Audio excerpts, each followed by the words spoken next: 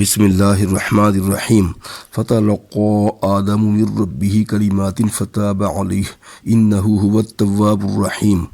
پھر آدم علیہ السلام نے اپنے پروردگار سے کچھ کلمات سیکھے اور معافی مانگی تو اس نے ان کا قصور معاف کر دیا، بے شک وہ معاف کرنے والا اور صاحب رحم ہے۔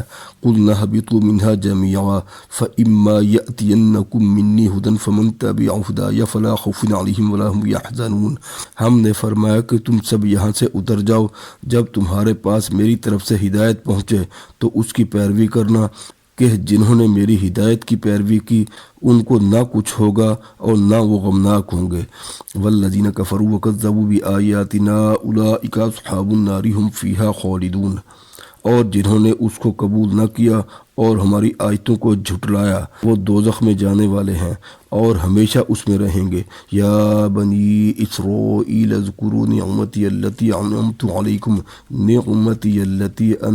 علیکم واوفوا بعہدی اوف بعہدکم وایای فارہبون۔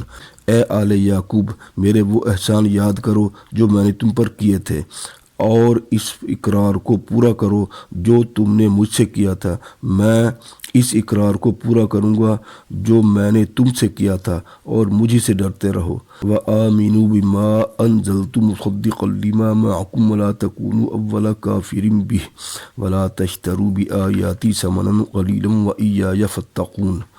اور جو کتاب میں نے اپنے رسول محمد صلی اللہ علیہ وسلم پر نازل کی ہے، جو تمہاری کتاب تورات کو سچا کہتی ہے، اس پر ایمان لاؤ اور اس سے منکر اول نہ بنو، اور میری آیتوں میں تحریف کر کے ان کے بدلے تھوڑی سی قیمت یعنی دنیاوی منافعت حاصل نہ کرو، اور مجھے سے خوف رکھو۔